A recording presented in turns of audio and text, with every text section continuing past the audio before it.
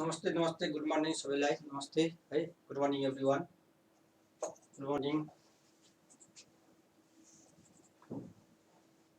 Good morning है नमस्ते नमस्ते हामी इफेक्ट अफ इन्फ्लेसन को इङ्ग्लिसमा बाँकी आएको थिएन इफेक्ट्स और consequences और cost of inflation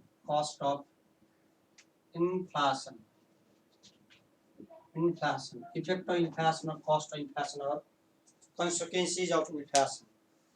inflation का consequences और effect और कन्टिन्यू है हिजोको क्लासको हामी नेपालीमा भएको थियो इङ्ग्लिसमा cost of inflation or consequences of inflation है cost of inflation or consequences of inflation according to Keynes को भ्यूमा Keynes economy is based on less than full employment or resources less than full employment of resources increase in aggregate demand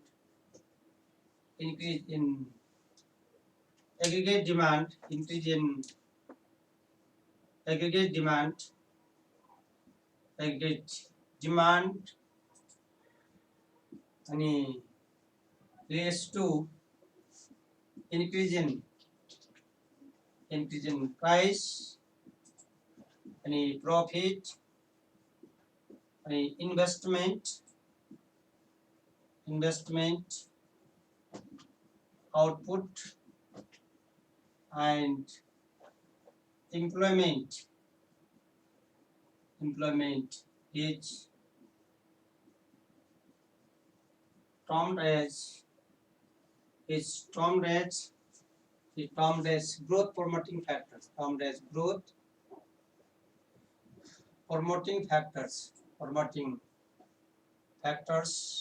or semi-inflation that is के हदसम्म inflation इनको aggregate demand increase हुँदाखेरि इनको price अनि profit high value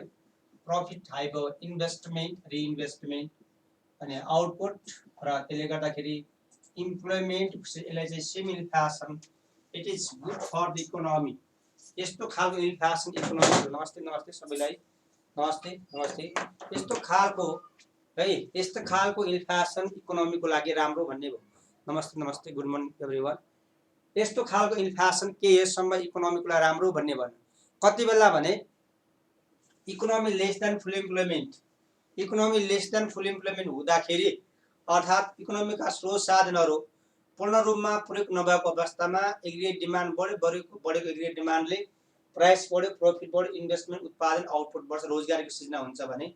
यस्तो खालको inflation इकोनोमीको लागि है केही हदसम्म राम्रो है इकोनोमीको लागि राम्रो गुड फर द इकोनोमी है गुड फर द इकोनोमी नमस्ते है इकोनोमीको लागि गुड फर द इकोनोमीको लागि सेमी इन्फ्लेसन भनियो तर इन्फ्लेसनको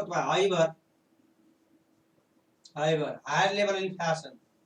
हायर लेभल और हाइपर इन्फ्लेसन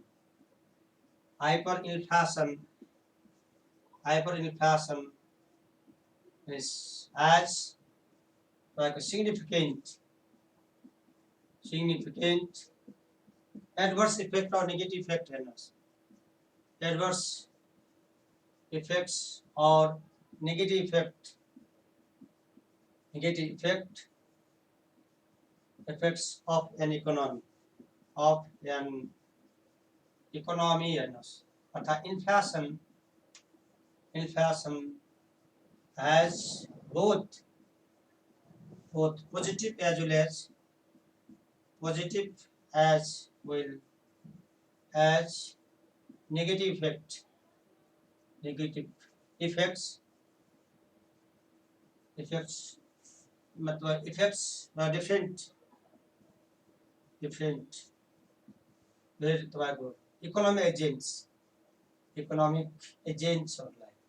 विभिन्न तपाईको कसैलाई फाइदा कसैलाई यो इन्फ्लेसनको नमस्ते इन्फ्लेसन इफेक्ट बहुत पोजिटिभ एज तपाईहरुले इन्फ्लेसन भन्ने बित्तिकै नेगेटिभ माइन्डसेट नबनाउनु होला कि इन्फ्लेसन भन्ने बित्तिकै गुड मर्निङ है इन्फ्लेसन भन्ने बित्तिकै नेगेटिभ माइन्डसेट है इन्फ्लेसन भन्ने बित्तिकै नेगेटिभ माइन्डसेट हैन कि inflation has both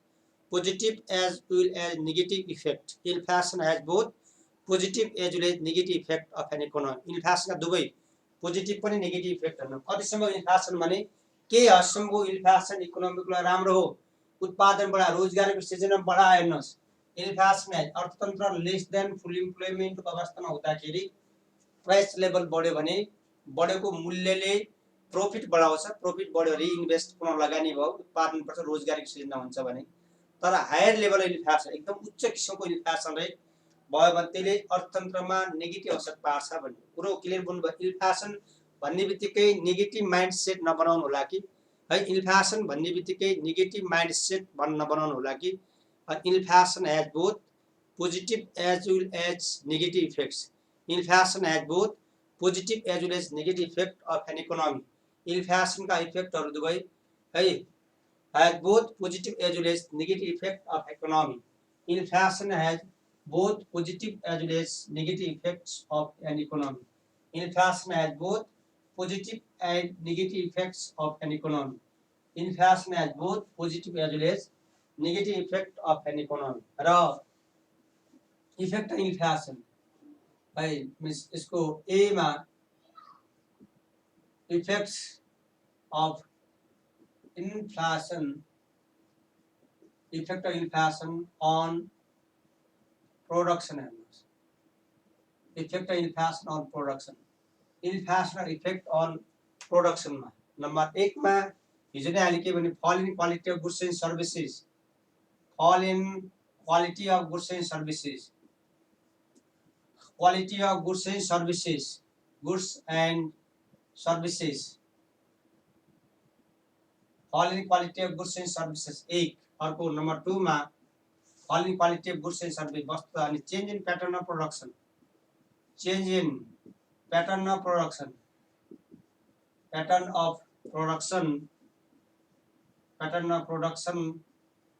from normal goods to luxurious goods means अर्को next one is fall in FDI foreign direct investment FDI अर्को B मा it means fall in export अनि rise in import and rise in trade deficit trade व्यापार घाटा बढ्दै जान्छ trade deficit fall in trade deficit व्यापार घाटा बढ्दै जान्छ प्रोडक्सन मा व्यापार घाटा fall in trade deficit व्यापार घाटा बढ्दै जान्छ इन्फ्लेसनको इफेक्ट्सहरु both positive as well as negative effect of an economy both inflation has positive as well as fall in export rise in import and rise in tobacco trade deficit यस्तै गरेर B मा है VI मा fall in FDI fall in export rise in imports र त्यस्तै गरेर अर्को चाहिँ fall in foreign reserves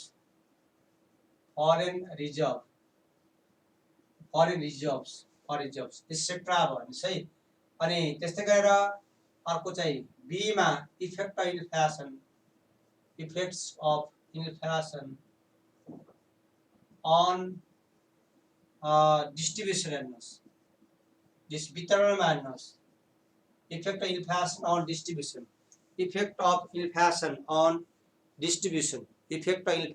यो यही लेखाकै इंग्लिशमा वाक्य राखेको थियो fall in quality of goods and services change in pattern of production from normal goods to luxurious goods fall in FDI अनि fall in export rise in import rise in trade deficit व्यापार घाटा अर्को चाहिँ हाम्रो B मा effect of inflation on distribution मा वितरणमा हेर्नुस् यसमा अहिले नम्बर 1 मा debtors and creditors. Debtors and creditors. Debtors are in benefits and debtors are in benefit and creditors are loss. Creditors are in loss को अवस्थामा, loss को अवस्थामा एक नम्बरमा. अनि फार्मर्सहरु, farmers are generally benefited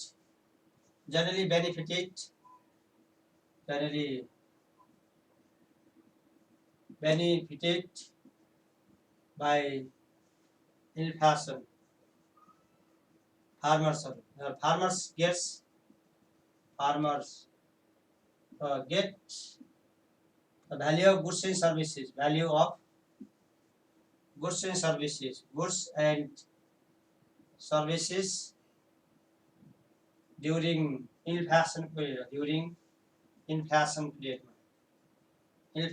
को period में उनले आफ्नो वस्तु र सेवाको मूल्य पाउँछन्.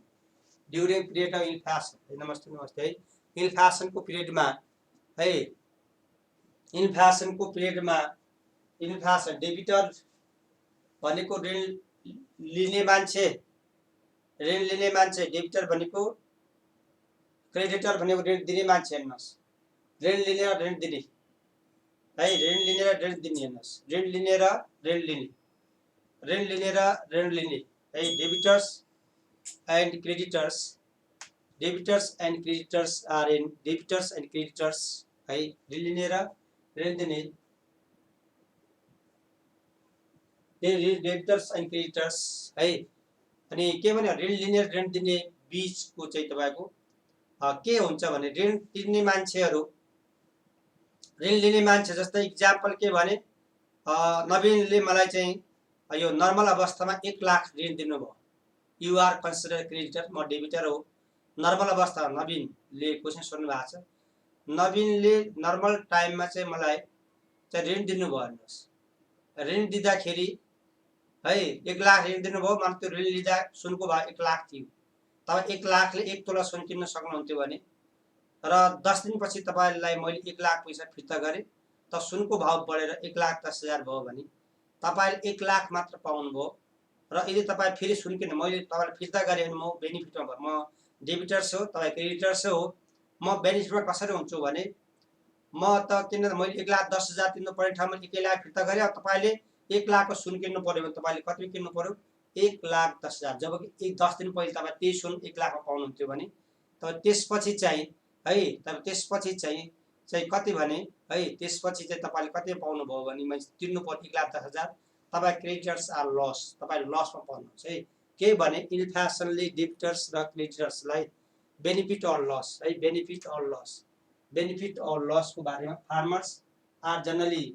जस्तै अर्को चाहिँ के फार्मर्स आर जनरली बेनिफिटेड भने फार्मरहरूले आफ्नो वस्तु र सेवाको मूल्य पाउँछन् हेर्नुस्. नमस्ते. अनि फार्मरहरूले नमस्ते फार्मरहरूले आफ्नो वस्तु र सेवाको मूल्य पाउँछन्. इन्फ्लेसन बेला बिक्री नभएका वस्तुहरू पनि महँगो बिक्री हुन्छन्. फार्मरले उत्पादन गरेको वस्तु तथा सेवा, तरकारी, सागसब्जी देखि लिएर अन्नहरू चाहिँ त्यो बेला इन्फ्लेसनबाट बिक्री हुन्छ. त्यसले farmers are generally benefited. Debtors are benefit, credit are loss भनेको ऋण लिने मान्छे फाइदामा पर्छ, दिने मान्छे लसमा पर्छ. मैले नवीनलाई अर्को 1 हप्तापछि 10 दिनपछि 1 लाख फिर्ता गर्ने हो भने अब तपाई 1 लाखमा 1 तोला सुन किन्न पाउनु. तपाई 1,10,000 तिर्नु, तपाई 10,000 लस पाउनु. क्रेडिटर्स आर लस है. Debtors and creditors are in loss. अनि त्यस्तै गरेर अर्को नेक्स्ट वान अनि फार्मर्स अनि fixed income group, pension holder, fixed income groups. Third में फिक्स्ड इन्कम ग्रुप हेर्नुस्. फिक्स्ड इन्कम ग्रुप, इन्कम अनि पेन्सन होल्डर एक अनि wage rate earners, wage earners are loss, earners are in loss अनि due to the fixed income and fall in purchasing power, क्रय शक्ति घट्छ हेर्नुस्. purchasing power purchasing power fix income भएको कारणले गर्दाखेरि तिनीहरूको पर्चेसिङ पावर तिनीहरूको चाहिँ के अरू पर्चेसिङ पावर है तिनीहरूको चाहिँ के अरू पर्चेसिङ पावर तिनीहरूको पर्चेसिङ पावर है purchasing power purchasing power purchasing power है पर्चेसिङ पावर त्यो शर्मिलाले हिजो मलाई फोन गरे जस्तो लाग्थ्यो खै कहाँ पठाउनु भएको त मेसेज यहाँ हामीले यता हेरेको चेक गरेको थियौँ शर्मिला है म चाहिँ राइट हो रङ थाहा छैन तपाईँले हिजो बिहान मलाई फोन गर्नु भएको जस्तो लाग्छ तपाईँको त्यो मेसेज चाहिँ मैले चाहिँ कता भेटाएँ नि त है तपाईँ केमा पठाउनु भएको हो मेसेन्जर त्यता चेक गरिसके हेर्नुहोस् फेरि न त मलाई फेरि रिसेन्ड गर्नुहोस् त हिजो नै मैले चेक गर्नु खोजेँ यहीँ बसेर हाम्रो इन्स्टिट्युटमै कुरा भएको थियो कि तपाईँले फोन गर्ने बित्तिकै हेरेका थियो हेर्नुहोस् है अनि त्यो पर्सनल मेसेन्जरमा के नाम छ हेरि चेक गरेको फेरि एकचोटि रिसेन्ड गर्नुहोस् त मलाई है हिजो हेरेको के तपाईँले भने बित्तिकै चेक गरेको है अनि त्यस्तै गरेर fix income group are loss अनि आइबीमा भी नम्बरमा हेर्नुहोस् है अर्को नम्बर फिक्स इन्कम ग्रुप अर्को चाहिँ इन्भेस्टर्सहरू लगानीकर्ताहरू इन्भेस्टर्सहरू है investors are generally to generally gain or profit gain from inflation and gain from inflation. इन्भेस्टर्सहरू फाइदा पर्छन् फार्मर फिक्स इन्कम ग्रुप्सहरू फार्मर फिक्स इन्कम ग्रुप्सहरू इन्भेस्टर्सहरू जनरली बेनिफिटेड्सहरू जनरली केमा परिनेहरू बेनिफिटमा परे जन they are in benefit by inflation त्यस्तै गरेर अर्को मीन्स अदर इफेक्ट्सहरूमा अन्य असरहरूमा अदर इफेक्ट्सहरूमा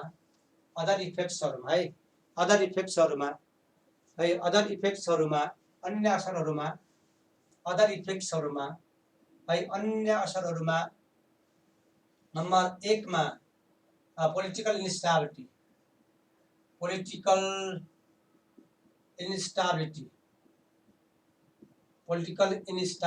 एक अर्को चाहिँ नम्बर 2 मा अनस्टेबल गभर्नमेन्ट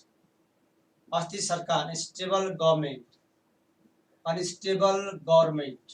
अस्ति सरकार पोलिटिकल इन्स्टाबिलिटी अनस्टेबल गभर्नमेन्ट अस्ति सरकार त्यस्तै गरेर पोलिटिकल इन्स्टाबिलिटी अनस्टेबल गभर्नमेन्ट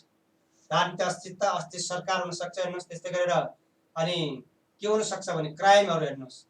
मिन्स यो चाहिँ सोशल क्राइम सामाजिक अपराधहरू सामाजिक अपराधहरू बढ्न थाल्छन् सामाजिक अपराध लुटपाट चोरी डकैती हुन सक्छन् इन्फ्लेसनले गर्दाखेरि लुटपाट डकैतीहरू हुन सक्छन् इन्फ्लेसनले गर्दाखेरि लुटपाट र डकैती हुन सक्छन् है लुटपाट र डकैतीहरू हुन सक्छन् लुटपाट र के हाम्रो डकैती these are effects of inflation यिनीहरू चाहिँ हाम्रा इन्फ्लेसनका इफेक्टहरू भयो दिज आर के हाम्रो इफेक्ट अफ इन्फ्लेसन र नेपालको यो 4 वर्षको इन्फ्लेसन रेटको डेटा लेख्नुहोस् हाम्रो इन्फ्लेसनको कन्डिसन नेपालमा के छ हेर्नुहोस् है नेपालमा इन्फ्लेसनको कन्डिसन छ नेपालमा inflation in Nepal facts and figures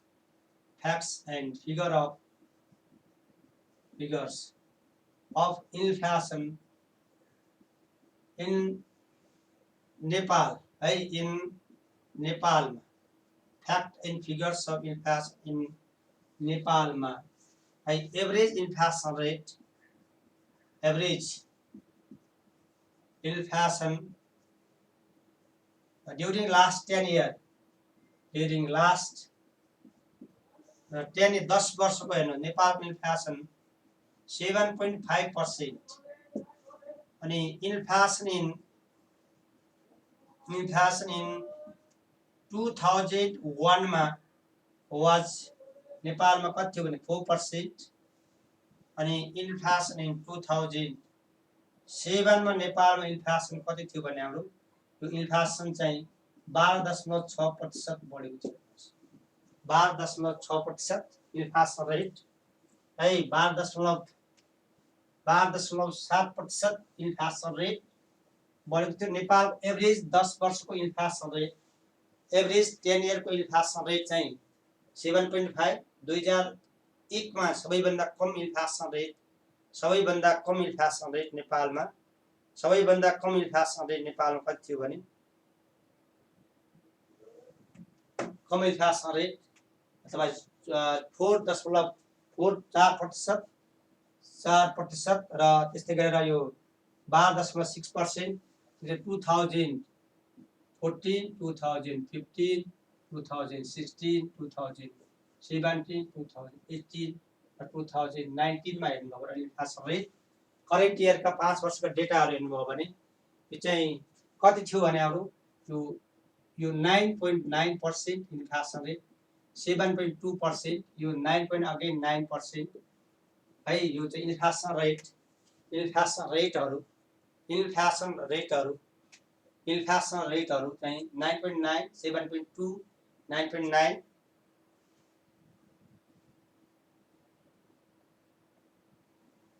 अनि 4.5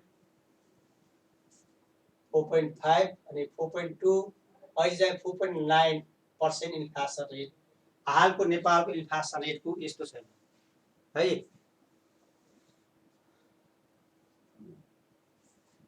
है हालको इन्फ्लेसन रेट यिनीहरू 4.5%हरू 4.5% है पर्सेन्टेजहरू भए यही चाहिँ अहिलेको हालको नेपालको फ्याक्ट एन्ड फिगर त्यही लेख्ने है त्यही लेख्ने डिमान्ड पुल कस्ट पुस लेख्छ कि दान मुद्राद्वारा इस प्रकारका के सूचीका प्रकार सोधेको बेलामा दुईवटा लेख्यो 2वटा लेख्यो अनि के भनिहाले 9.9 7.2 9.9 4.5 2.5 4.5 ध्यान 9% इन्फ्लेसन रेट 9 यिनीहरू हाम्रा इन्फ्लेसन रेट नेपालको डेटा भयो है नेप्लिस इकोनोमीको डेटा भयो अब हामी अर्कोमा जान्छ है यो युनिट सक्यो यतापट्टि इन्फ्लेसनको मैले अब हामी अर्कोमा केमा जान्छौँ भने कन्जम्सन थ्योरीमा अर्को next one is consumption theory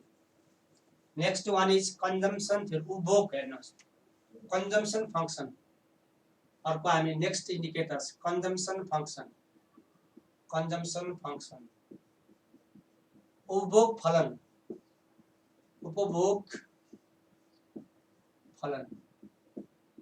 consumption function उपभोग फलन है अब नयाँ अर्को इन्डिकेटर्समा कन्जम्सन फंक्सन उपभोग फलन कन्जम्सन फंक्सन एन्ड उपभोग तपाईँ फलन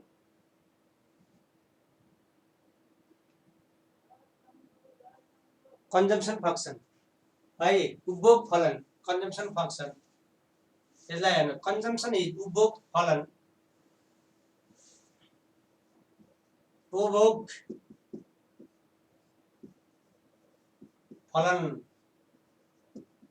भन्नाले उपभोग र यसका निर्धारक तत्त्वहरू बीचको सम्बन्धलाई उपभोग सम्बन्धलाई बुझाउँछ सम्बन्ध उपभोग फलन भन्नाले उपभोग र यसका निर्धारक तत्त्वहरू कन्ज्युमरको उपभोक्ताको उपभोगमा असर गर्ने मुख्य तत्त्वहरू उपभोक्ताको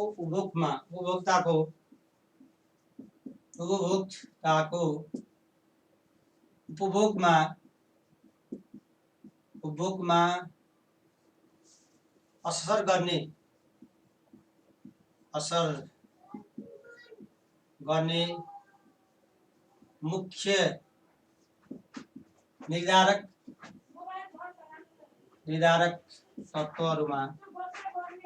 तत्त्वहरू के पर्छन् भने उपभोक्ताको उपभोगमा कन्जम्सन असर गर्ने तत्त्वहरू नम्बर 1 मा आय इन्कम वाई भयो 1 income level price of goods हेर्नु प्राइस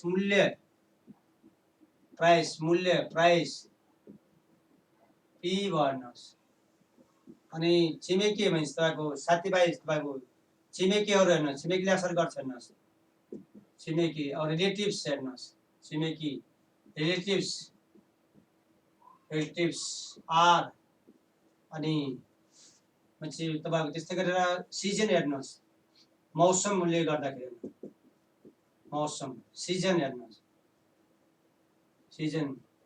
इज एस हेर्नुस् अनि उमेर हेर्नुस् कन्जम्सन उमेर एज फ्याक्टर एज ए त्यस्तै गरेर जेन्डर हेर्नुस् लिङ्गले पनि असर गर्छ अनि यो जेन्डर हेर्नुस् जेन्डर जी इसिटी उपभोग है यसमा हाम्रो उपभोक्ताको हेर्नुस् है उपभोग फलन भन्नाले है उपभोग फलन भन्नाले यो उपभोग फलन भन्नाले उपभोग र यसका निर्धारक तत्त्वहरु बीचको सम्बन्धलाई बुझाउँछ उपभोग फलन भन्नाले उपभोग र यसका निर्धारक तत्त्वहरु बीचको सम्बन्धलाई बुझाउँछ उपभोग फलन भन्नाले उपभोग र यसका निर्धारक तत्त्वहरु बीचको सम्बन्धलाई बुझाउँछ है उपभोग फलन भन्नाले उपभोग र यसका निर्धारक तत्त्वहरु बीचको सम्बन्धलाई बुझाउँछ र उपभोक्ताको उपभोगमा असर गर्ने मुख्य निर्धारक तत्त्वहरु इन्कम आय मूल्य प्राइस छिमेकी रिलेटिभ्सहरु मौसम सिजन एज उमेर फ्याक्टर र त्यस्तै गरेर के पर्यो हाम्रो जेन्डर लिङ्ग त्यसो भने उत्पादन फलन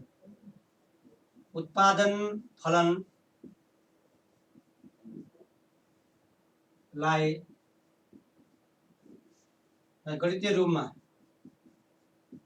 गणितीय रूपमा लेख्दा कसरी लेखिन्छ भने हाम्रो लेख्दा consumption is the function of income अनि price relative season age factor gender etcetera लेखिन्छ so these are main determinants of उपभोक्ताको उपभोगमा असर गर्ने तत्त्वहरु income level price relative season age जेन्डर्सहरु एज के हारु gender these are the winner उपभोक्ताको र अकॉर्डिंग टू जेएम किन्सका अनुसार अर्थशास्त्री जेएम किन्सका अनुसार उपभोगलाई असर गर्ने मुख्य निर्धारक तत्त्व आय स्तर हो इन्कम लेभल र अर्थशास्त्री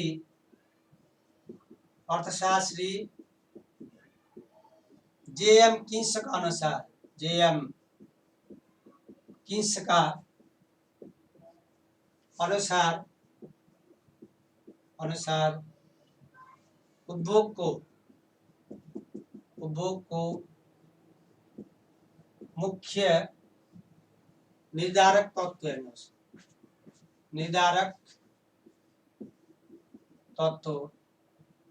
आय स्तर हो हेर्नुस् आय स्तर हो र इन्कम र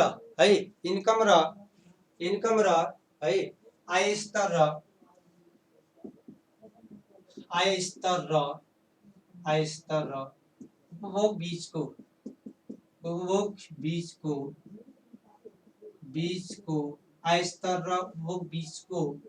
आय स्तर र उपभोग बीचको धनात्मक सम्बन्ध रहन्छ रहेको हुन्छ किन्सको अनुसार consumption is the function of income कस्तो भने इन्कम लेभल बढ्यो भने कन्जम्सन पनि बढ्छ इन्कम लेभल बढ्यो भने कन्जम्सन बढ्छ र इन्कम लेभल घट्यो भने कन्जम्सन पनि घट्छ किन्सको विचारमा है निर्धारक तत्त्व र आय स्तर र उपभोग बीचको धनात्मक सम्बन्ध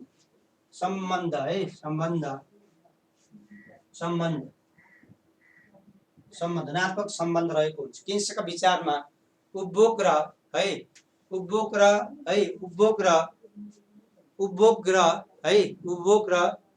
धनात्मक सम्बन्ध रहेको हुन्छ अर्थशास्त्री जीएम किन्सका अनुसार उपभोगका मुख्य निर्धारक तत्त्वहरु आय स्तर र उपभोग बीचको धनात्मक सम्बन्ध रहेको हुन्छ है र linear consumption line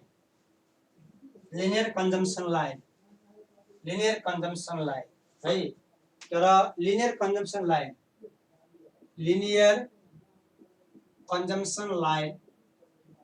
consumption line चाहिँ दिएको चाहिँ C = A + BY किन्सल दिएको consumption line in consumption line र सी भनेको उपभोग भइहाल्यो उपभोग अनि त्यस्तै ए भनेको इन्टरसेप्ट यो चाहिँ कन्जम्सन भयो कन्जम्सन अनि ए भनेको खण्डरूप भइहाल्यो इन्टरसेप्ट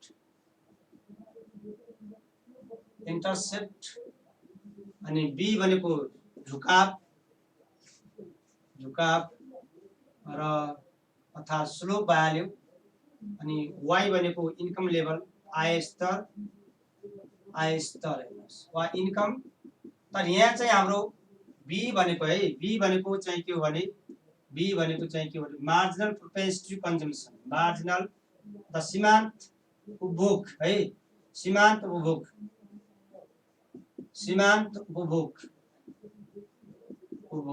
यहाँ चाहिँ बी भनेको सीमान्त उपभोग र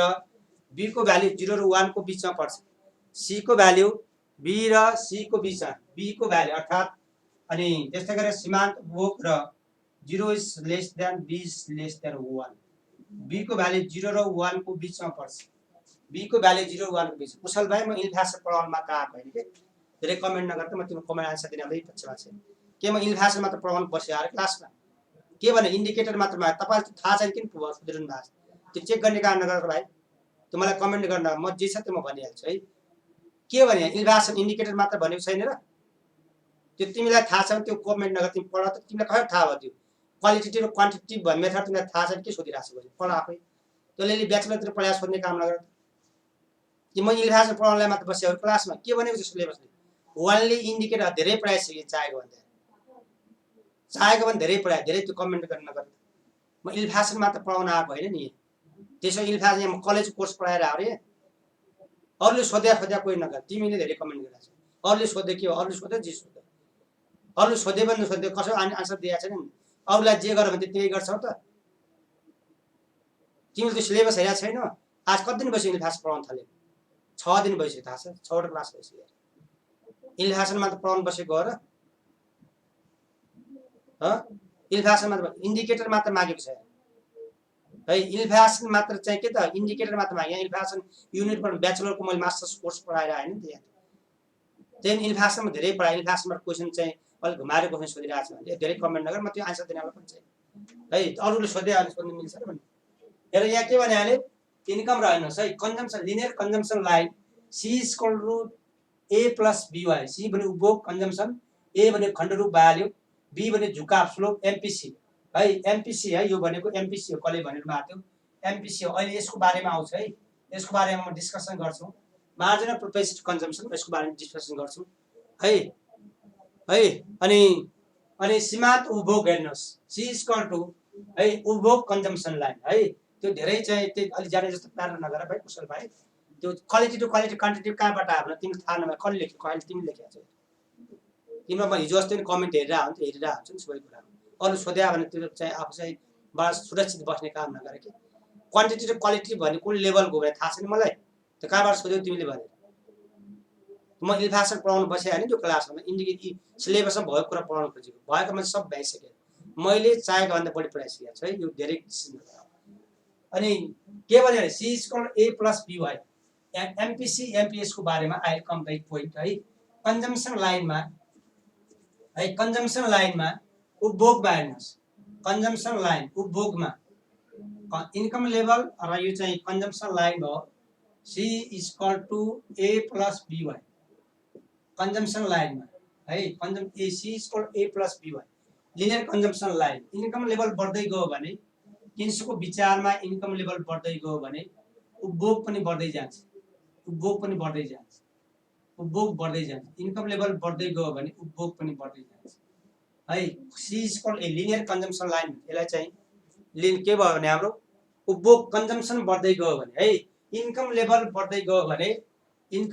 बढ्दै गयो भने कन्जम्सन बिस्तार बढ्दै जान्छ यसलाई लिनियर कन्जम्सन लाइन भनिन्छ यसलाई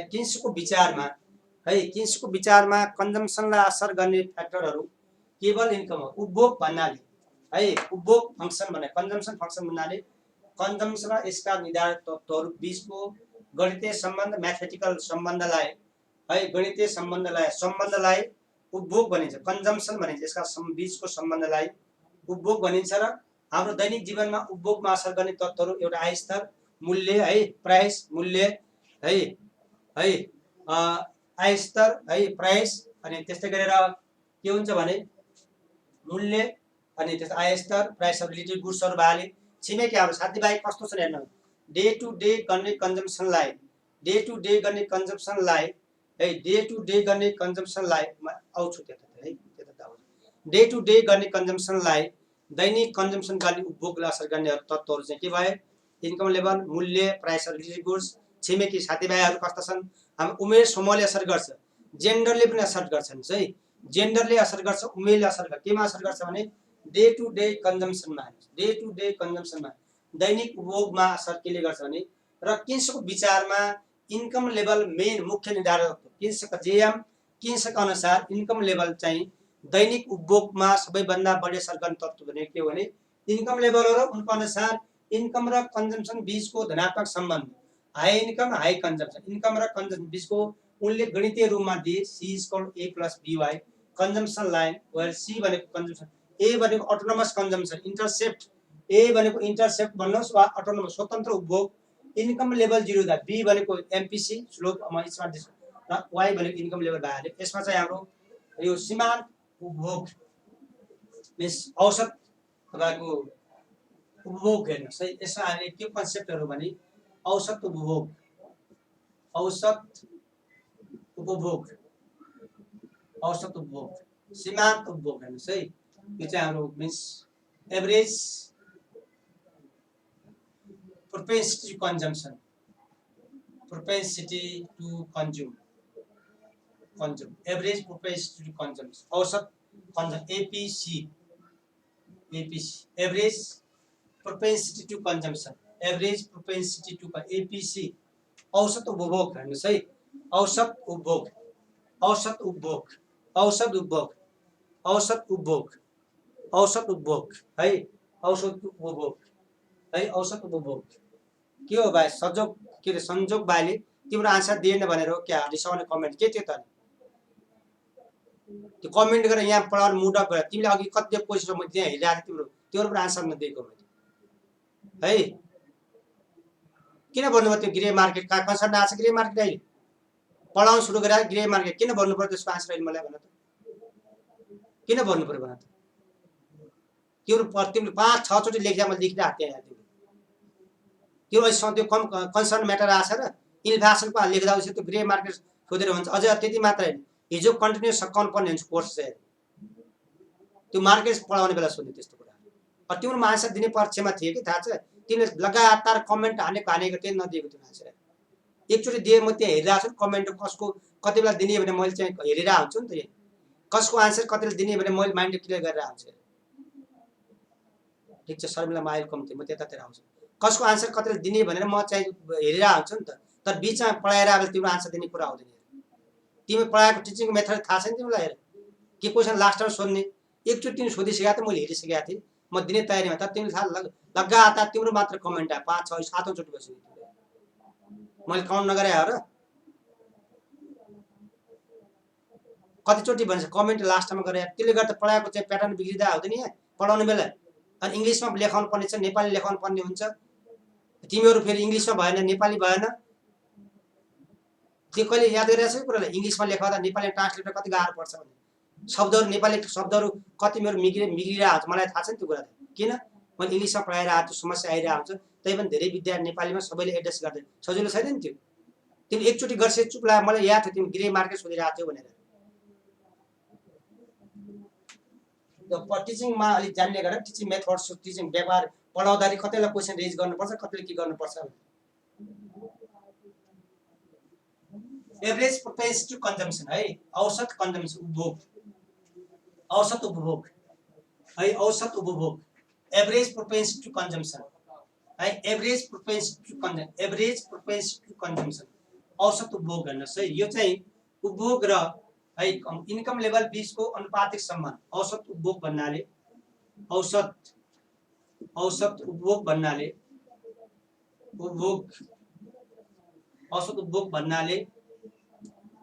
औसत उपभोग भन्नाले उपभोग र आय स्तर बीचको अनुपातिक सम्बन्ध हेर्नुहोस्,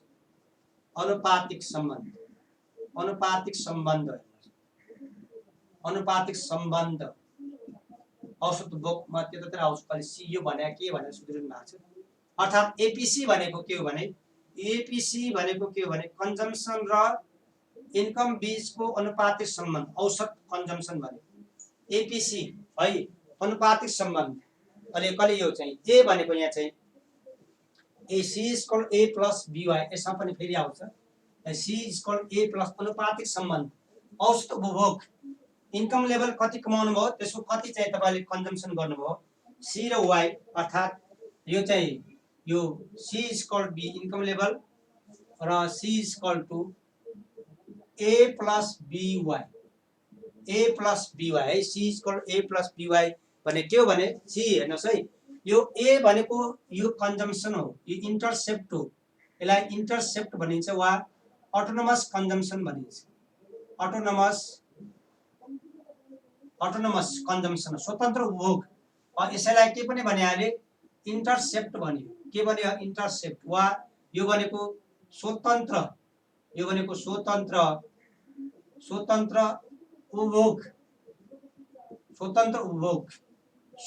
उपभोग है, अटोनोमस कन्जम्सन, स्वतन्त्र है, स्वतन्त्र तब के भन्यारो स्वतन्त्र चाहिँ उपभोग है, स्वतन्त्र उपभोग अटोनोमस वा इन्कम लेभल 0 हुँदाखेरि हेर्नुस् है, इन्कम लेभल 0 अघि कहिले माथि सुधिरनु भएको भनेको के हो भनेर, यो चाहिँ इन्कम लेभल 0 हुँदाखेरि पनि गर्ने कन्जम्सन। ए भनेको चाहिँ के भने ए भनेको चाहिँ इन्कम लेभल 0 हुँदाखेरि पनि है, इन्कम लेभल 0 हुँदा नो इन्कम C = A + जुन BY छ, इन्कम लेभल 0 हुँदाखेरि पनि गर्ने कन्जम्सन चाहिँ C = A + B * 0, that is C =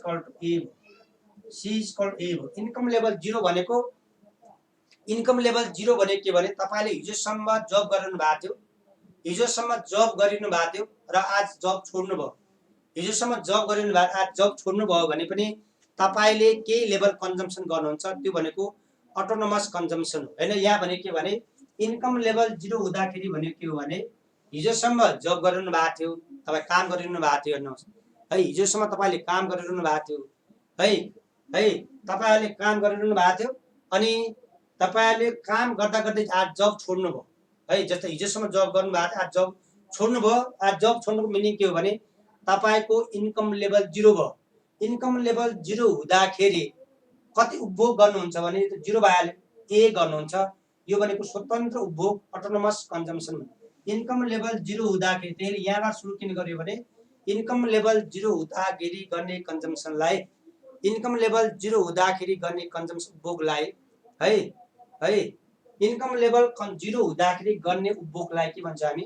autonomous consumption, और यसलाई के भन्छ स्वतन्त्र तथा उपभोग। बी अब कहिले एमपीसी भनेर सोध्नु भएको छ, म आई कम द पोइन्ट। यो चाहिँ लिनियर लाइन म्याथमेटिकल रूपमा किन्सल दिएको कन्जम्सनलाई C = A + यो याद गर्नुपर्छ फेरि है। तर ए भनेको स्वतन्त्र उपभोग, स्वतन्त्र उपभोग भनेको इन्कम लेभल 0 हुँदाखेरि है, इन्कम लेभल 0 हुँदाखेरि गर्ने कन्जम्सनलाई, इन्कम लेभल 0 हुँदाखेरि गर्ने कन्जम्सनलाई इन्टरसेप्ट, म्याथमेटिक्सको भाषालाई के भनिन्छ इन्टरसेप्ट भनिन्छ भने यसलाई चाहिँ इकोनोमिक्सको टर्मिनोलोजीमा यसलाई के भनिन्छ अटोनोमस कन्जम्सन और स्वतन्त्र उपभोग भनिन्छ यसलाई। अनि यो चाहिँ C = A + BY र इन्कम लेभल बढ्दै जाँदा कन्जम्सन बढ्छ। यो चाहिँ हाम्रो एभरेज प्रोपेन्सिटी कन्जम्सन, औसत उपभोग भने के हो भने औसत उपभोग भनेको के उपभोग र के भने हाले त्यसो भने एपीसी भनेको हेर्नुस् है, एपीसी भनेको हामीले C/Y लेख्यौं। C भनेको फंक्सन कति आयो भने A + BY ले भाग गर्नुहोस् है, Y ले भाग गर्नुहोस्, C लाई भाग गर्नुभयो भने एपीसी कति हुन आउँछ भने average propensity consumption A/Y + BY/Y है, BY/Y यो भनेको कति आयो भने हाम्रो A/Y + यो क्यान्सल भयो, B मात्र रह्यो। एभरेज प्रोपेन्सिटी कन्जम्सन चाहिँ एपीसी यति है, एभरेज प्रोपेन्सिटी कन्जम्सन यति average propensity consumption, average propensity consumption, औसत उपभोग, औसत उपभोग, औसत उपभोग, एभरेज प्रोपेन्सिटी कन्जम्सन, औसत उपभोग। वा यसैलाई फिगरमा हेर्नुभयो भने है, चित्रबाट हेर्नुभयो भने यो चाहिँ यो ए भयो, अटोनोमस कन्जम्सन भयो, यो यसलाई इन्टरसेप्ट र अटोनोमस कन्जम्सन ए भयो। इन्कम लेभल यो चाहिँ C1, इन्कम लेभल Y1, यो चाहिँ Y2, C2 भ्याल्यु, यो कन्जम्सन भयो। एपीसी यो A1 र यो चाहिँ बी, ए बी मा भन्नुहोस्, ल ए र बी मा भन्नुहोस्। यसमा औसत निकाल्नु, एपीसी निकाल्नु भयो भने औसत उपभोग निकाल्दाखेरि इन्कम लेभल Y1 मा, इन्कम लेभल Y1 मा है, इन्कम लेभल Y1 मा कति हुँदो रहेछ एपीसी भनेको, आय स्तर हेर्नुहोस्, आय स्तर Y1 मा एपीसी भनेको के भने हेर्नुहोस्, एपीसी भनेको C/Y, आय स्तर चाहिँ है इन्कम लेभल Y1 मा सी हेर्नु कन्जम्सन कति भयो A1 कन्जम्सन हो, इन्कम लेभल चाहिँ OY1 चाहिँ कन्डिसन छ। एपीसी भने एपीसी को भ्याल्यु, एपीसी को भ्याल्यु कति निस्कन्छ भने AY1 upon OY1, OY1 OY, मैले एउटा न्युमेरिकल पनि गरौँ लास्टमा है, यो पछि थ्योरी पढाउँदिनुहोस् अनि न्युमेरिकल पनि हेरौँला। यसको के आयो भने एपीसी भनेको OY1 अनि AY1 है, income level OY1, consumption AY1, consumption AY1, income level OY1। यो चाहिँ आय स्तर Y1 मा भयो भने त्यस्तै गरेर आय स्तर Y2 मा हेर्नुभयो भने एपीसी को value C/Y, consumption by income, र इन्कम लेभल Y2 मा हेर्नुभयो भने कन्जम्सन चाहिँ BY2 औसत अथवा BY2 अपॉन यो चाहिँ कति OY2 BY अपॉन OY2। वा यसैलाई एउटा सानो न्युमेरिकलबाट हेर्नुभयो भने, सिम्पल एउटा न्युमेरिकल क्वेशनबाट हेर्नुभयो भने, सानो न्युमेरिकल इन्कम लेभल हेर्नुभयो भने इन्कम लेभल यो चाहिँ इन्कम अनि कन्जम्सन र APC average consumption C/Y, income level 100, 200 र 300 छ भने यो चाहिँ 50, यो 100, यो चाहिँ 150 छ भने ल एपीसी निकाल्नुहोस् कति निस्कन्छ है। एपीसी को फर्मुला डाइरेक्ट डिफरेन्स ल बस ठीक छ। यता हेर्नुहोस् त, यता ठिक छ, त्यतै गरौँला। एपीसी हेर्नुहोस्, एपीसी भनेको के भने हाले कन्जम्सन र इन्कम बीचको औसत भने, कन्जम्सन र इन्कम बीचको औसत डिभाइड गर्नुहोस् कति आउँछ हेर्नुहोस्, यो 50 डिभाइडेड बाइ 100 गर्नुहोस्, औसत 0.5 आउँछ। यो चाहिँ यो 100 डिभाइडेड बाइ 200 गर्नु, डिभाइड गर्नुभयो भने 0.5 आउँछ। यो चाहिँ 150 डिभाइडेड बाइ 300 आउँछ, यो चाहिँ 0.5 आउँछ है। APC average propensity to consumption, औसत उपभोग हेर्नुहोस्, औसत उपभोग है, औसत उपभोगमा एपीसी को value, average propensity to consumption को भनेको औसत उपभोग, औसत उपभोग है, औसत उपभोग योसँग रिलेटेड क्वेशन सोध्न मिल्छ है। मैले भने योसँग रिलेटेड क्वेशन सोध्न मिल्छ, योसँग रिलेटेड क्वेशन, त्यो अन्य आधार क्वेशन सोध्नु, योसँग रिलेटेड क्वेशनलाई त्यहाँ मलाई सोधिरहनु पर्छ, कमेन्ट गर्दा हुन्छ। अनिल भाइले भन्नुभएको एपीसी को भनेर, एपीसी भनेको के भने हाले, एपीसी भनेको योसँग रिलेटेड क्वेशन सोध्दा नो त्यो कमेन्ट पर्मिसन माग्नु पर्दैन, तर आउट क्वेशन चाहिँ एपीसी भनेको हेर्नुहोस्, एपीसी भनेको C/Y भयो, कन्जम्सन र एपीसी भनेको C/Y है। योसँग रिलेटेड क्वेशनको लागि नो निड टु के त भन्दाखेरि पर्मिसन चाहिँ यो क्वेशन सोध्नु, त्यो क्वेशन चाहिँ अन्य क्वेशन सोधेर फेरि एकचोटि सोध्यो भने मैले पुग्छ, मैले हेरिरहेको हुन्छ। जस्तै कि अहिले ऊ अनिलले भन्दाखेरि म गरिरहेको छु, त्यहाँ क्वेशन कहाँ बुझेन भने रि गरिरहेको हुन्छ त क्वेशनहरुमा त है। एपीसी है C/Y हेर्नुहोस्, consumption by income level, consumption by income level, APC भनेको औसत उपभोग, APC average propensity to consumption, औसत उपभोग, एपीसी औसत उपभोग। सी को भ्याल्यु कति थियो हाम्रो A + BY थियो हेर्नुहोस्, C को value A plus BY, C को भ्यालु कन्जम्सन लाइन नि के तारो C is equal to A plus BY line थियो। यो लाइन रिप्लेसमेन्ट गरेको है, रिप्लेसमेन्ट र सेपरेट भाग गर्दाखेरि यो चाहिँ फर्मुला रिप्लेसमेन्ट गरे मैले APC भनेको A लाई हेर्नुस् है सेपरेट भाग गर्नु A by Y plus BY by Y गर्नु सेपरेट भाग गरियो यो A बाइ Y भयो Y Y गयो प्लस B मा कसको अनिलको अनिलको आन्सर। यो भगवान के गर्नुपर्छ फेरि कमेन्ट गर, यो बुझेन फेरि कमेन्ट गर्नु।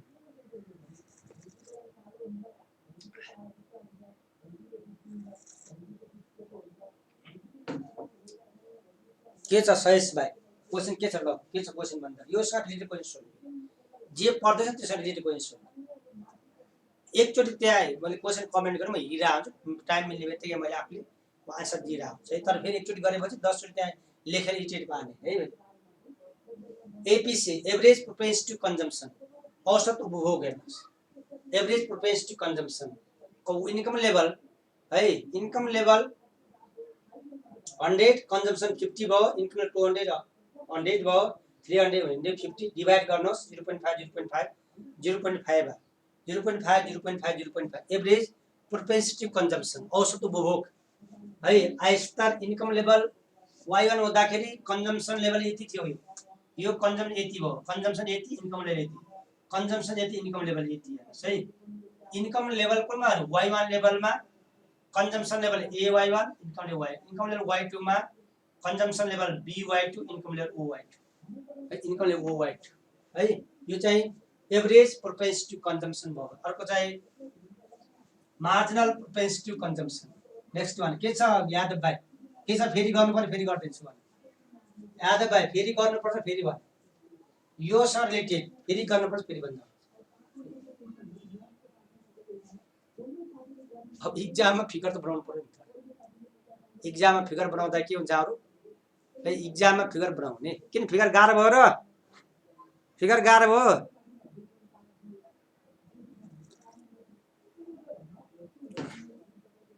फिगर गाह्रो भयो त है। फिगर चाहिँ यो फिगर अझै फिगर त आइराख्छ नि यो फिगरमा त O Y means average propensity consumption र अर्को चाहिँ नेक्स्ट कन्सेप्ट चाहिँ के छ भने marginal propensity consumption marginal propensity to consume हेर्नुहोस् कन्ज्युम फेरि इङ्ग्लिसमा गर्दा पनि धेरै कुरा याद हुन्छ। एमपीसी यो चाहिँ सीमान्त उपभोग यो चाहिँ के हो हाम्रो सीमान्त उपभोग सीमान्त उपभोग हेर्नुहोस् है सीमान्त उपभोग सीमान्त यो त ब्याचलरमा है त ब्याचलर पढिरहनु भाइ बहिनीहरू त ब्याचलर सेकेन्ड इयर म्याक्रोमा पढ्नुपर्छ नि त यो है। ब्याचलरको चाहिँ के त म्याक्रोमा जसको ब्याचलरको म्याक्रोमा है पढिरहनु भएको छ ब्याचलरको म्याक्रोमा है ब्याचलर पढ्ने भाइ गरिरहनु भएको भाइ ब्याचलरमा पढेको कुरो हो नि त होइन र। सीमान्त उपभोग मार्जिनल उपभोग यो चाहिँ मिन्स अतिरिक्त उपभोग अतिरिक्त आयले मिन्स हुने परिवर्तन अतिरिक्त आयले अतिरिक्त उपभोगमा अतिरिक्त आयले इन्कमले अतिरिक्त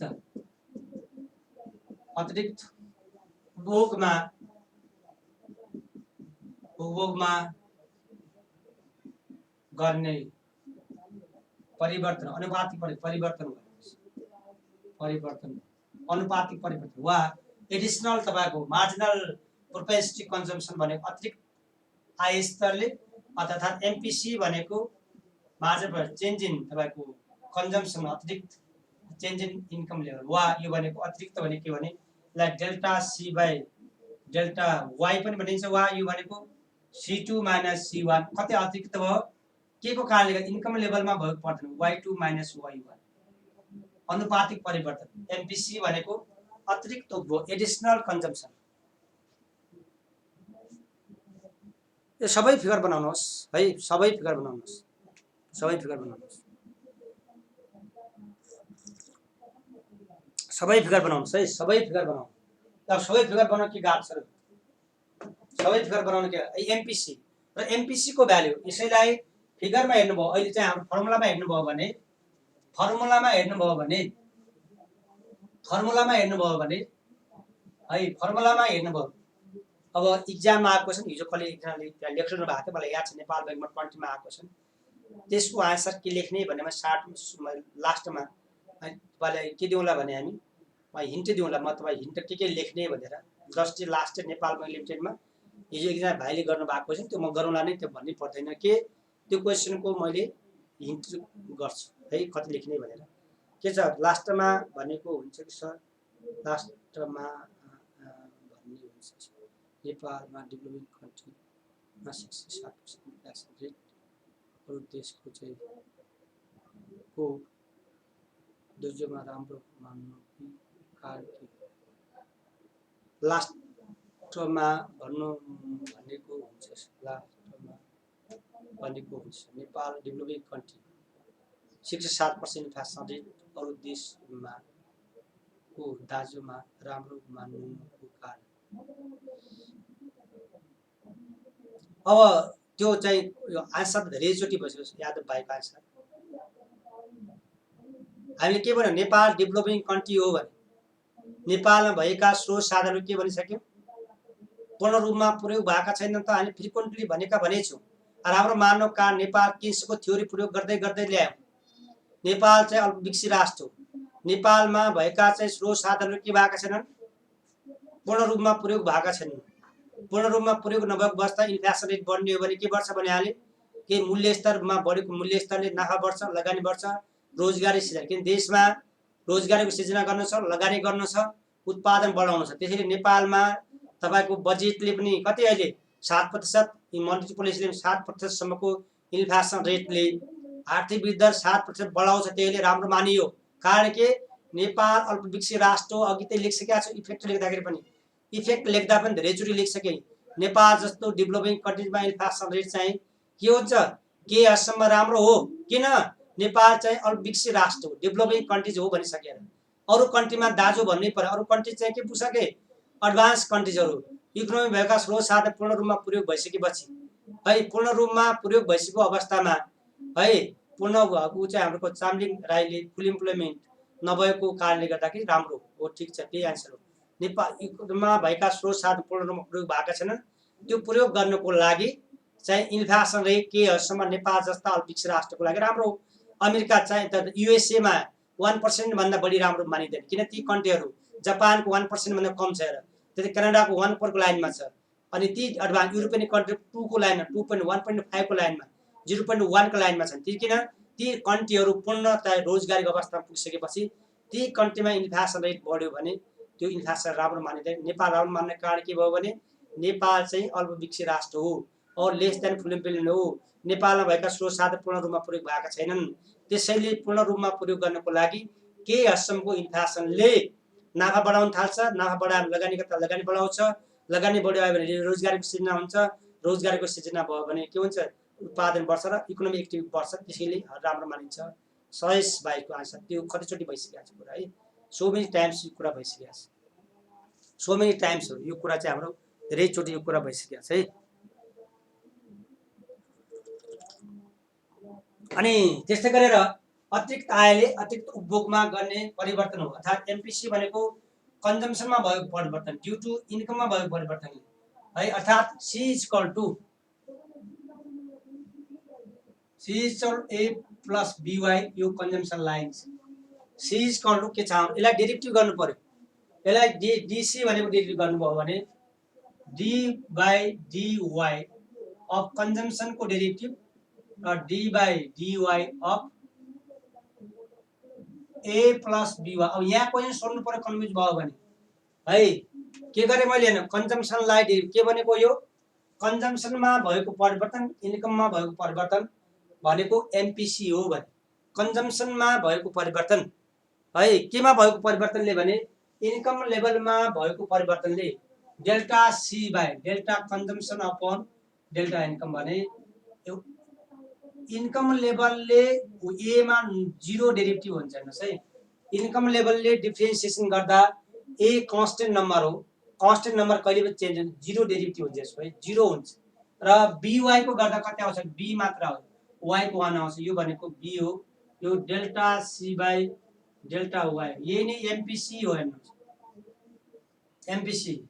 मार्जिनल प्रोपेंसिटी टु कन्जम्पसन्स कन्जम्पसनमा भएको परिवर्तन है कन्जम्पसनमा भएको परिवर्तन इन्कममा भएको परिवर्तनलाई MPC marginal propensity to consumption marginal propensity to consumption MPC derivative गर्दाखेरि के गर्यौं यो कन्जम्पसनलाई डेरिभेटिभ गर्दा ए को डिफरेन्सिएसन 0 हुन्छ नत्र फेरि यो थाहा भएन नलेख्ने यति लेख्ने बी हो एमपीसी भनेर एमपीसी यसको भ्यालु 0 र 1 को बीचमा पर्छ भने र 0 इज लेस देन 1 वा एमपीसी को भ्यालु अलवेज 0 र 1 को बीचमा पर्छ मार्जिनल प्रोपेंसिटी को भ्यालु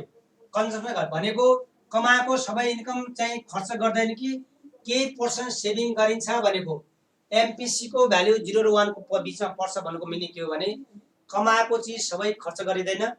के पार्ट चाहिँ के गरिन्छ हाम्रो सेभिङ गरिन्छ बचत गरिन्छ त्यसैले एमपीसी को भ्यालु 0 र 1 को बीचमा पर्छ एमपीसी को भ्यालु 0 र 1 को बीचमा पर्छ भन्नुको मिनिङ के हो भने कमाएको सबै पर्सेन्ट चाहिँ के गर्दैन हामी खर्च गर्दैन वा खर्च 0 पनि हुँदैन इन कन्जम्पसन 0 पनि हुँदैन अरे इन्कम अनि चाहिँ कमाएको सबै खर्च पनि हुँदैन त्यसको बीचमा पर्छ केही पर्सेन्ट चाहिँ हामी बचत गर्छौं वा यसैलाई फिगरबाट हेर्नुभयो भने इन्कम लेभल अनि यो कन्जम्पसन भ्यालु कन्जम्पसन लाइन भयो र यो income level y1 consumption level c1 income level बढ्यो y2 हुँदाखेरि बढेको इन्कमले कन्जम्पसनमा कति परिवर्तन ल्यायो c2 यो चाहिँ ए बिन्दु राख्नु भयो भने यो चेन्ज इन इन्कम भयो यति चाहिँ चेन्ज इन इन्कम भयो यो चाहिँ केमा परिवर्तन change in consumption change in consumption change in consumption change in income यो चाहिँ हाम्रो इन्कममा भएको परिवर्तन भयो है यो इन्कममा भएको परिवर्तन र यो चाहिँ केमा यो चाहिँ डेल्टा वाई यो चाहिँ कन्जम्पसन इन्कममा भएको परिवर्तनको कारणले गर्दाखेरि कन्जम्पसनमा भएको परिवर्तनलाई एमपीसी भनिन्छ स्लोप भनिन्छ है टेन्जेन्सी भनिन्छ यसमा टेन है स्लोपको फर्मुला कतै याद छ प्लस 2 तिर पढेको 11 12 10 लाई स्लोपको formula p by b slope भनेकै के हो हाम्रो स्लोप भनेकै परपेन्डिकुलर अपन बेस स्लोपको फर्मुला है 11 12 9 10 पढ्नु भएको स्लोपको formula perpendicular of base upon base perpendicular कति छ हाम्रो डेल्टा सी भयो हेर्नुस् बेस कति छ डेल्टा वाई यसरी हाम्रो के आयो भने delta C by delta Y यो नि एमपीसी हो भने एमपीसी हो बारम्बार यही भनिरहेको छ है के भने यो परपेन्डिकुलर अपन बेस परपेन्डिकुलर चाहिँ कति छ हाम्रो डेल्टा सी छ बेस चाहिँ डेल्टा वाई छ यही नै एमपीसी हो मार्जिनल प्रोपेंसिटी टु कन्जम्पसन को भ्यालु हो मार्जिनल प्रोपेंसिटी टु कन्जम्पसन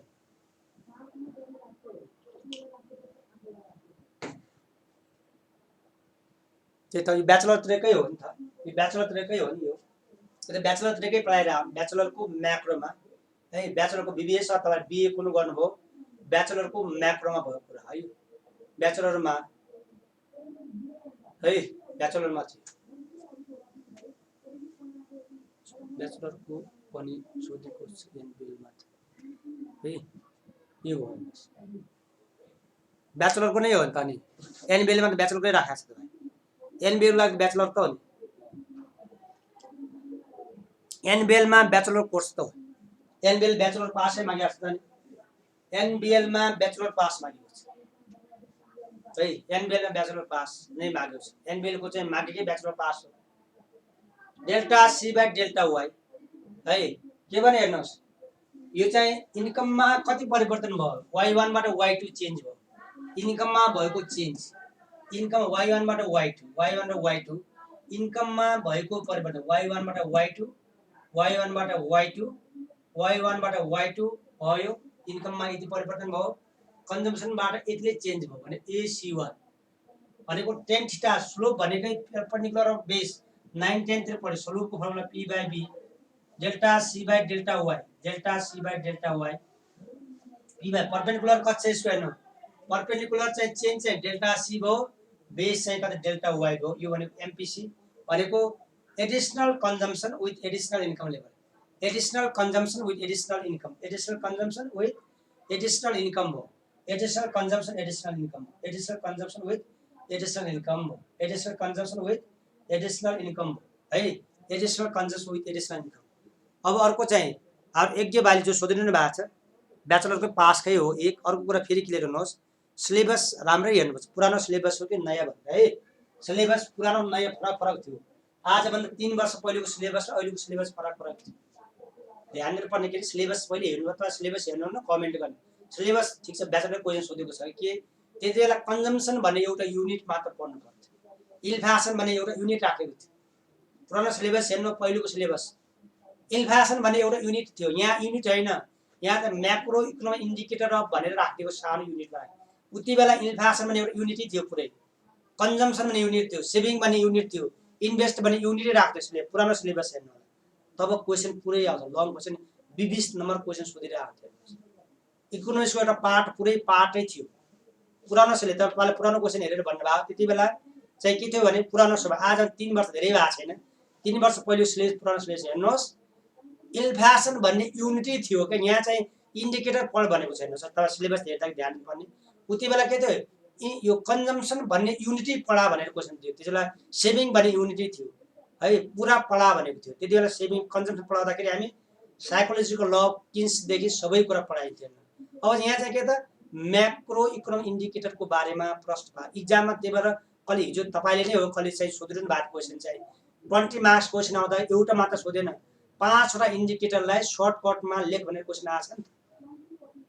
अनि त्यो 5 मार्क्स त्यो 20 मार्क्समा सबै लेख्न थाल्यो भने भएको 2 घन्टा यसैमा 3 घन्टा यसैमा जान्छ कि। त्यहीले अहिले त मैले सबै लगभग तपाईँको सबै भ्याउने गरी पढाएको छु, बढी नै पढाएको छु। प्रत्येक युनिटमा किन बढी पढाएको, कहिले क्वेसन घुमायो बढी सोध्यो भने पनि मैले इन्फ्लेसनको 3-4 दिन पढाइदिएको, कारण कि क्वेसन बढी नै घुमाइहाल्यो भने कहिले नफस्नु होला भनेर इन्फ्लेसन भएको चिजबाट पढाएँ एक। अब अर्को मैले चाहिँ तपाईँहरूलाई के भनौँ,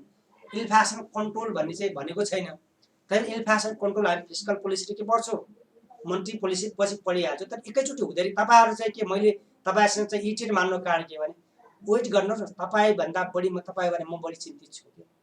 तपाईँको बारेमा तपाईँहरूभन्दा म बढी चिन्ने, म कोही नै छोड्ने। तर के भने प्रसङ्ग आउनु दिन्छ, मैले फ्रिक्वेन्टली भनिरहेको छु के भने प्रसङ्ग आउनु दिनुहोस्, यसले कोर्स अगाडि बढ्दैन। अरू कुरा थाहा छ, नेपाली इङ्ग्लिसमा पढाइरहेको छु, म्यानेजमेन्टले चाहिँ नपढा भन्दा भन्दै मैले सबैलाई एड्रेस गरिरहेको। म्यानेजमेन्ट कमिटीले चाहिँ यो धेरै लामो भएको कोर्स भने पनि सबै नेपाली इङ्ग्लिसमा होइन एड्रेस गर्न 2-4 दिन मेरो चाहिँ क्लास बढ्दै मलाई समस्या पर्दैन, मैले पढ। तपाईँहरू त्यो ध्यान दिनुहुन्न कि चाहिँ इङ्ग्लिसमा पनि भन्ने नेपालीले भन्ने, अनि कता कता क्वालिटेटिभ क्वान्टिटी भनेको त्यो सानो लेभलको सोधेको होइन कि। मैले फेरि के भने अघि म अरू के तपाईँ जुन कमेन्ट मैले प्रत्येक कमेन्ट हेरिरहेको छु, प्रसङ्ग आउने बेला अहिले कि भएको सर त्यो के त नाम लिनु मैले सोधेको छ मेरो आन्सर दिएन भनेर मान्नुहोस्, मैले आन्सर दिइरहेको हुन्छु। तर के आउनु प्रसङ्ग ठ्याक्कै आउने बेला मैले जसको पनि जस्तै हिजोकै क्वेसनको कुरा मैले गर्दैछु, मैले सम्झिरहेको छु क्वेसन कता दिनुपर्छ, आज नमिल्ला त्यो पर्सि मिल्ला भोलि पर्सि मिल्ला। एक अर्को कुरा के तपाईँले कमेन्ट गर्नुपर्नेमा ठाउँ राख्ने नै छैन, तर के तपाईँ पढ्नु अर्कोतिर छैन अर्को सोध्यो। किन इन्फ्लेसनको क्वालिटी र क्वान्टिटी भनेको सबै सोध्दैन बाहिर, यो कता कता बुक पढ्ने अनि यहाँ क्वेसन सोध्ने होइन। अर्को इन्फ्लेसन युनिट त्यहाँ चाहिँ मेजरमेन्ट भन्ने सोधेको छैन। अर्को चाहिँ मेजरमेन्ट भने युनिट छुट्याइदिएको छ के थाहा छ, प्राइस इन्डेक्स भनेर क्वेसन त्यहाँ राखिदिएको छ, इन्डेक्स क्यालकुलेसन गर्ने भनेर है। प्राइस इन्डेक्स भनेर मेजर तपाईँ के क्यालकुलेसन इन्फ्लेसन भनेर अर्को हेडिङ बनाइदिएर राखिदिएको छ नि त है। त्यो हेडिङ राखिदिएकै छ, हेडिङ त्यहाँ पढाउनु पर्ने भनेर राखिदिएकै छ। त्यसले आनन्द हुनुहोस्, सबै कुरा आउँछ। यो सापकोटा भाइले सोधेको कुरा ठिक छ, तर के भने त्यति बेला सिलेबस चाहिँ ब्याचलर भनेर त्यसरी युनिट राख्यो त अहिले चाहिँ इतिहास। यसमा हेर्नुहोस् एमपिसी भनेको यो बिचमा पर्छ भने मार्जिनल प्रोपेन्सिटी कन्जम्सन एमपिसी को भ्यालु। अर्को मैले 1 by 1 पढाउन कारण तपाईँ नेपाल राष्ट्र बैङ्कमा पढ्ने भाइ बहिनीहरूको लागि मल्टिपल चोइसमा क्वेसन सोध्न सक्ने हेर्नुहोस् है। मल्टिपल चोइससँग सोध्न सक्ने क्वेसनहरू भएको कारण एमसिक्यूमा मल्टिपल चोइस है, भित्रभित्रका सानो सानो कुरा जान्नुपर्छ एमसिक्यूमा। जस्तै के भन्यो हेर्नुहोस्, यो चाहिँ एउटा न्युमेरिकल हेर्नुहोस्, c = 20 + 0.6 y छ भने यसमा चाहिँ कति आयो भने इन्टरसेप्ट कति आयो यसमा हेर्नुहोस्, इन्टरसेप्ट और अटोनोमस कन्जम्सन चाहिँ a को भ्यालु 20 आयो, b भनेको 0.6 आयो, स्लोप चाहिँ 0.6 आयो। यस्तो एमसिक्यूहरु मल्टिपल चोइस क्वेसनमा है है मल्टिपल चोइसहरुमा एमसीक्यू बी यति आयो भने एमपीसी को भ्यालु यति भयो भने मार्जिनल प्रोफिट कन्जम्सनको भ्यालु 0.6 भयो भने सेभिङको भ्यालु है सेभिङको भ्यालु क्वेसन गरिन्छ है क्वेसन गरिन्छ मल्टिपल चोइस क्वेसन गरिन्छ चिन्ता नलिनुपर्ने है मल्टिपल चोइस क्वेसनहरु चाहिँ मैले सकाउन बित्तिकै 10 वटा सेट गराउँछु अलरेडी बनेको छ यो फेरि के थाहा छ यो चाहिँ मल्टिपल चोइस सबैसँग लिंकेज हुन मिलेको छैन यो सकाउन बित्तिकै 10 वटा 12 वटा सेटको मल्टिपल चोइस हुन्छ है म्याक्रो इकोनोमिक इन्डिकेटर्सबाट एउटा हुन्छ डेभलपिङ कन्ट्रीबाट त्यो मेरो जीमा मल्टिपल चोइस है गराइन्छ है मल्टिपल एमपीसीबी है ए इक्वल टु चाहिँ कति भयो हाम्रो 20 भयो अनि बी को भ्यालु 0.6 भयो है एमपीसी 0.6 भयो भने टोटल 1 रुपैयाँ कमाउनु भयो भने कमाएको 1 को चाहिँ 0.6 चाहिँ कन्जम्सन गर्नुभयो बाँकी 0.4 सेभिङ गर्नुभयो भन्ने हुन्छ है कमाएको इन्कमको 0.6 चाहिँ तपाईले के गर्नुभयो कन्जम्सन गर्नुभयो र बाँकी चाहिँ 0.4 चाहिँ के हुन्छ हाम्रो सेभिङ बचत गर्नुभयो भन्ने मिनिङ अब सेभिङ पनि पढ्न बाँकी छ फेरि जो इन्टरलिङ्केड युनिट अराउन्ड एमपीसी यति भयो चाहिँ बी को भ्यालु 0.6 एमपीसी भयो एमपीसी भयो भन्नुहोस् एमपीसी मार्जिनल प्रोफिट कन्जम्सन यो चाहिँ स्वतन्त्र उपभोग 20 इन्कम लेभल 0 हुँदाखेरि इन्कम लेभल 0 हुँदाखेरि 0 राख्नुहोस् 0 हुन्छ कन्जम्सन 20 आउँछ कन्जम्सन कति आउँछ हाम्रो 20 आउँछ consumption 20 MPC marginal propensity consumption र अब यसमा चाहिँ के भने किन्सको साइकोलोजिकल ल अफ किन्स अनुसार किन्सको चाहिँ साइकोलोजिकल ल अफ किन्सले के भन्छ भने है साइकोलोजिकल ल अफ किन्समा किन्सको चाहिँ है तपाईको उपभोक्ताको चाहिँ साइकोलोजिकल ल अफ किन्सले के भन्छ भने साइकोलोजिकल ल अफ किन्सका अनुसार साइकोलोजिकल ल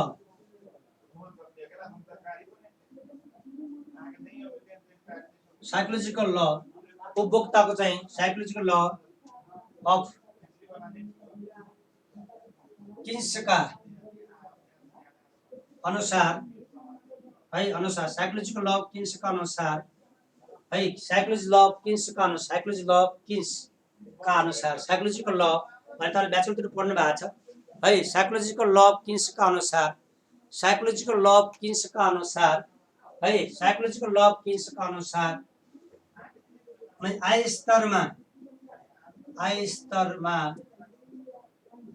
स्तरमा वृद्धि हुँदै जाँदा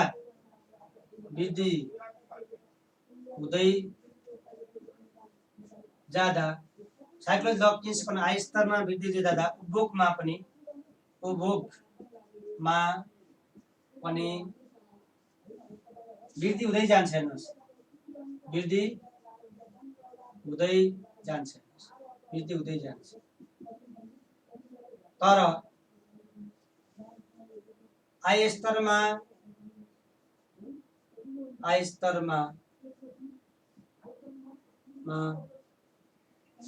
भएको वृद्धि भन्दा उपभोगमा कमले वृद्धि हुन्छ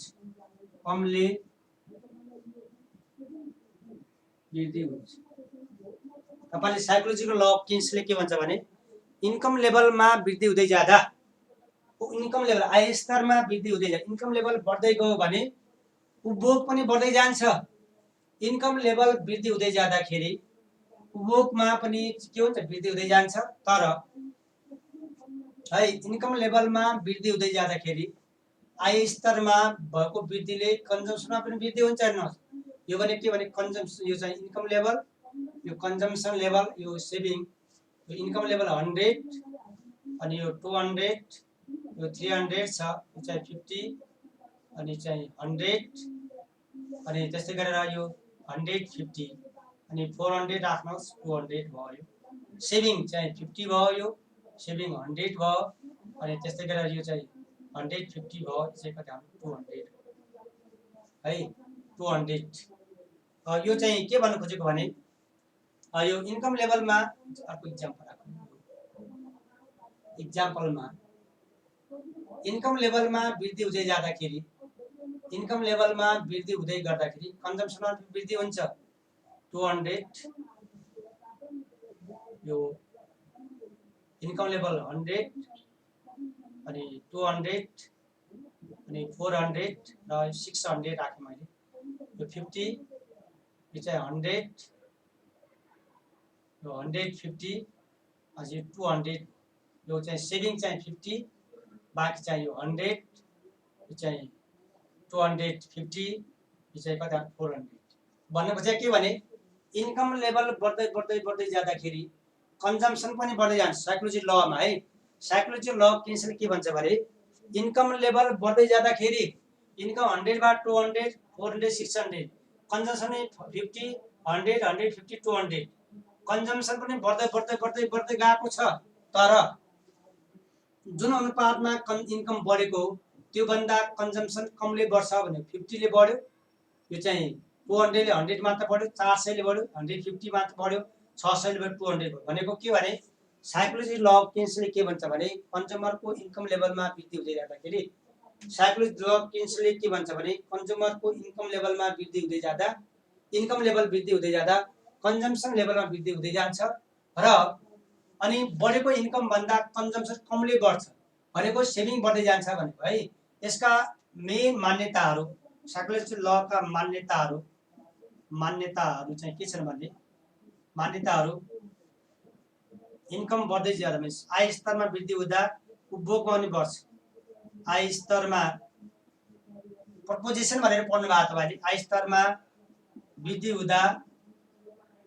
उपभोगमा पनि वृद्धि उपभोगमा पनि वृद्धि हुन्छ एक। अर्को चाहिँ आय स्तरमा भएको वृद्धि भन्दा उपभोग कमले वृद्धि हुन्छ अनि त्यस्तै गरेर अनि आय स्तरलाई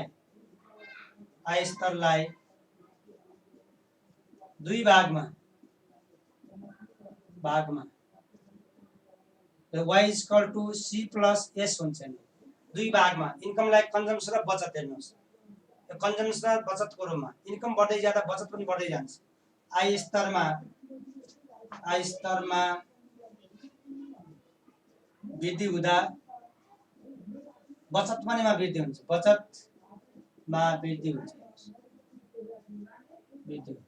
यो psychological law of Keynes किन्सको law of Keynes के भन्छ भने तपाईहरु कन्जम्सन इन्कम लेभल वृद्धि हुँदै गयो भने इन्कम बढ्दै जाँदाखेरि कन्जम्सन पनि बढ्छ थोरै भए पनि बढ्छ तर जुन अनुपातमा चाहिँ इन्कम बढ्छ त्यो भन्दा उपभोग कमले बढ्छ भने जस्तै उदाहरणको लागि एक्जाम्पलको लागि मेघराज भाइको इन्कम लेभल 30,000 40,000 थियो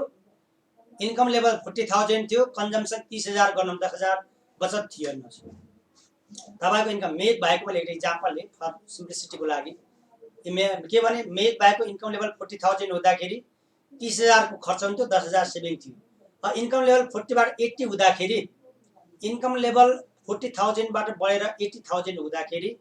कन्जम्सन 30 बाट बढे 60 हुँदैन भनेको कन्जम्सन बढेर 30 बाट 35 होला 30 बाट बढेर 5,000 बढ्ला त्यो भन्दा बढी बढ्दैन किन 30,000 ले तपाईले पलङ बरु तपाई ग्यास किन्न सक्नु भएको छ चामल किन्न तपाई त्यही नै पुग्ने हेर्नुस् त 2 बोरा चामल किन्न हो त इन्कम लेभल 40 बाट 80 हुँदा 2 बोरा चामल हुँदैन इन्कम 40 बाट 80 हुँदाखेरि तपाईको दुईटा चाहिँ पलङ किन्न हुन्न दुईटा टिभी किन्न हुन्न दुईटा कम्प्युटर किन्न हुन्न भने के भन्नु खोजेको भने इन्कम लेभल बढ्दै जाँदाखेरि कन्जम्सन लेभल पनि बढ्छ तर बढेको इन्कम लेभल भन्दा कन्जम्सन कमले बढ्छ भने के भने इन्कम लेभल 40,000 बाट 80,000 हुँदाखेरि उपभोग खर्च चाहिँ 30 बाट 60 हुँदैन कि 30 बाट कति होला बरु 35 हुन्छ भनेको बाँकी चाहिँ सेभिङ बढ्यो हेर्नुस् के भनेको साइकोलोजिकल ल अफ किन्सले के भन्छ भने कन्ज्युमरको इन्कम लेभल बढ्दै जाँदा उपभोग खर्च पनि बढ्छ तर बढेको उपभोग खर्च चाहिँ बढेको इन्कम भन्दा कमले हुन्छ कम पर्सेन्टले चाहिँ हुन्छ भने र के बढ्दै जान्छ भनेको तपाईको बचत बढ्दै जान्छ जति इन्कम लेभल बढ्दै गयो त्यो अनुसार के हुँदै जान्छ हाम्रो बचतमा वृद्धि हुँदै जान्छ बचतमा के हुन्छ हाम्रो बचत वृद्धि हुँदै जान्छ भने बचत चाहिँ के हुँदै जान्छ वृद्धि हुँदै जान्छ भने इन्कम लेभल वृद्धि हुँदै गयो भने बचतमा पनि के हुँदै जान्छ हाम्रो वृद्धि हुँदै जान्छ भने है बचत बढ्दै जान्छ भने र यो चाहिँ कन्जम्सन फङ्सनसँग रिलेटेड भयो भने चाहिँ यो त कन्जम्सन फङ्सनसँग रिलेटेड के भयो हाम्रो नेपालीमा भयो है कन्जम्सनसँग रिलेटेड चाहिँ केमा भयो हाम्रो यो नेपालीमा भयो भने अब इङ्ग्लिसमा भोलि गर्ने त्यसैले यो कन्जम्सन प्लस बचत तौला त्यसै सेभिङ र त्यस्तै सेभिङसँग लगानी छ यो चाहिँ नेपाल बैंक लिमिटेडका यति पर्छ न बाँकी अरू चाहिँ फेरि हाम्रो पपुलेसन एक्सचेन्ज रेट त सबै पढ्नुहोस् क्लास नेपाल बैंक तपाईँ कि नेपाल बैंक राष्ट्र बैंक यो कि राष्ट्र बैंक तयारी गर्नेहरू सबै दुवैतिर इक्जाम दिने नै हो त्यसले इकोनोमिक्सको सबै पोर्सनहरू 40 मार्क्सको सोध्ने हेर्नुहोस् 40 मार्क्सको आउँछ सबै डिटेल पढ्नुहोस् यो लेखी याद गर्नु धेरै तपाईँ दायाँ बायाँ धेरै भाइ बहिनीहरू मैले किन तपाईँको भन्ने धेरै चाहिँ ब्याचलर पढ्नु मास्टर डिग्री पढ्नु त्यताको सोध्ने त हाम्रो लेभल हेर्नु पऱ्यो नि अनि कमेन्ट चाहिँ गर्दाखेरि ध्यान के भने सर यो पढाएँ त्यो पढाएन भन्नु भएको जति मैले भ्याइदिइहाल्छु आज मैले सुरु त डे फर्स्टदेखि भनिरहेको छु भएको जति तपाईँको लेभलमा भ्याउने जति यो लेभलको लागि मैले भ्याइदिएँ अर्को मैले यहाँ यो ब्याचलरको चाहिँ इकोनोमिक्स पढाएर होइन कि है र अर्को चाहिँ जस्तै अघि चाहिँ मेजरमेन्ट अफ इन्फ्लेसन भनेर हाम्रो फिस्कल पोलिसी मोनेटरी पोलिसी भन्ने युनिट फरकै छ त्यसमा फेरि आइहाल्छ ल आज यति गरौँ भोलि इङ्ग्लिसमा प्लस हामी बचतमा गर्दै जाउँला बाँकी कसरी कमेन्ट गर्छन् म भोलि आउँछु है ल